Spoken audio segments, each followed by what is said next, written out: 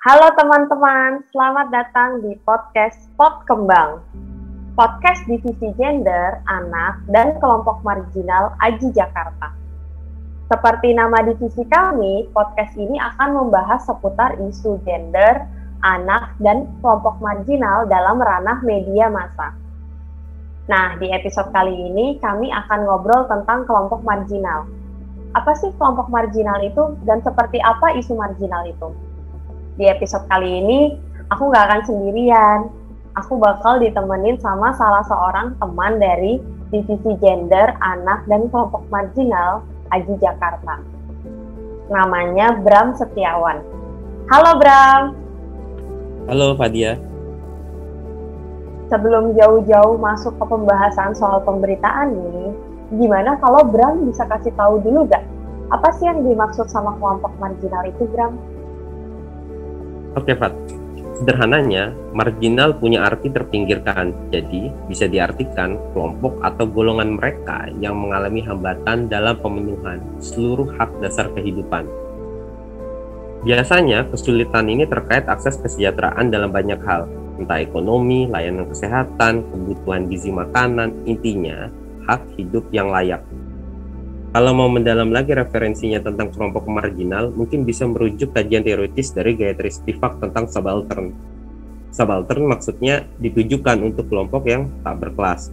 Suara mereka terdorong ke garis tepi kekuasaan sehingga narasi mereka tenggelam.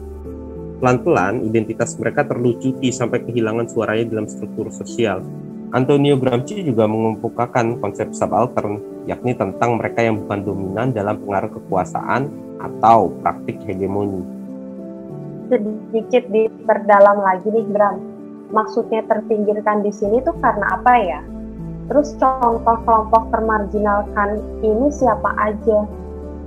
Biasanya kategori terpinggirkan ini bermacam-macam, bisa karena kelas ekonomi yang lemah, identitas sosial, gender, perbedaan kemampuan fisik, orientasi seksual, dan keyakinan beragama. Sebenarnya ada banyak contohnya, Pak. Ini cuma sebagian aja yang aku sebut ya. Pekerja rumah tangga, transpuan, pekerja sektor informal, disabilitas, termasuk penganut keyakinan yang dianggap sangat minoritas. Nah, karena Bram udah ngejabarin panjang lebar nih, kita masuk aja langsung kaitannya dengan media.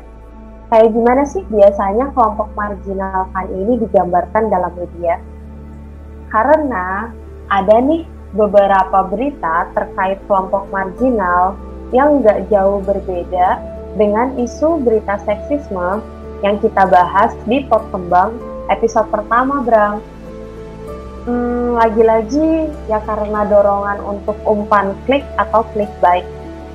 Tulisan-tulisan yang muncul itu justru banyak menyampaikan pesan negatif atau sensasional.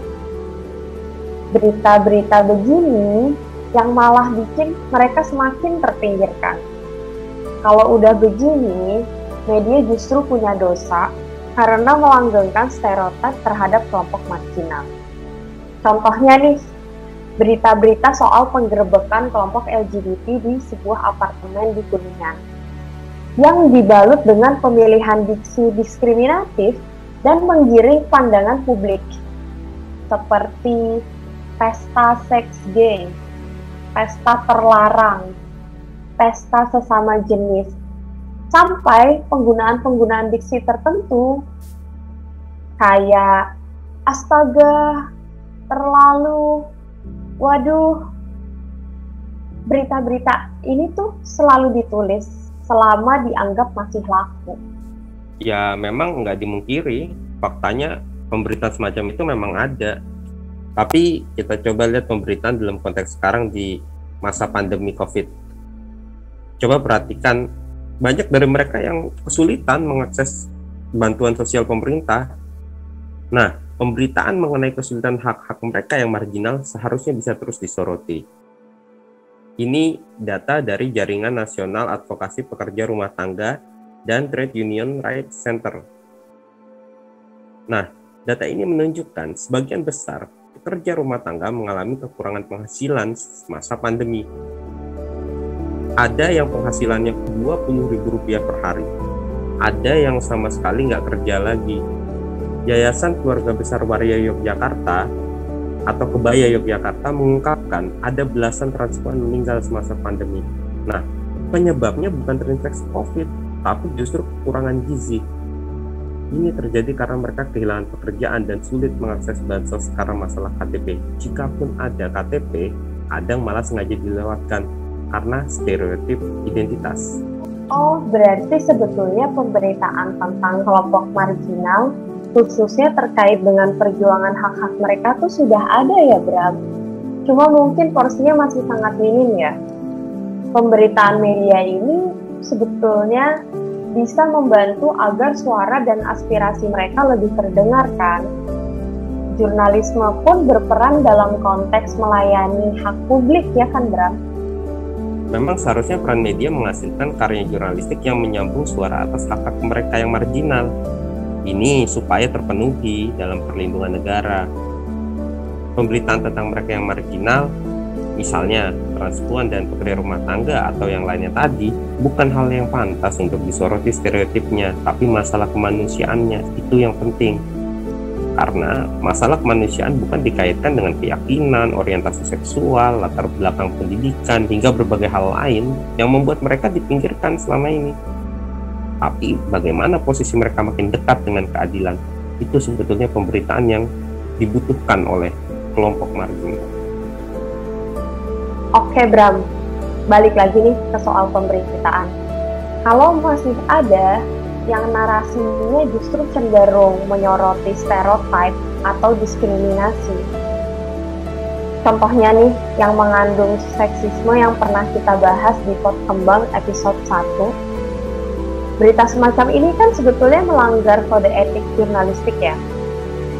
Khususnya di pasal 8 kode etik jurnalistik yang berbunyi bahwa wartawan Indonesia tidak menulis atau menyiarkan berita berdasarkan prasangka atau diskriminasi terhadap seseorang atas dasar perbedaan suku, ras, warna kulit, agama, jenis kelamin, dan bahasa, serta tidak merendahkan orang lemah, miskin, sakit, cacat jiwa, atau cacat jasmani. Jadi sebetulnya aturannya tuh udah ada. Tapi gimana kalau masih ketemu berita-berita semacam ini? Iya, Fat. Peran pembaca sangat penting di sini.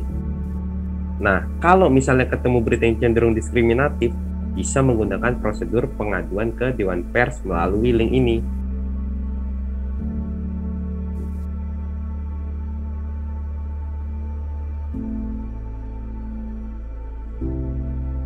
Makasih banyak Bram atas penjelasannya.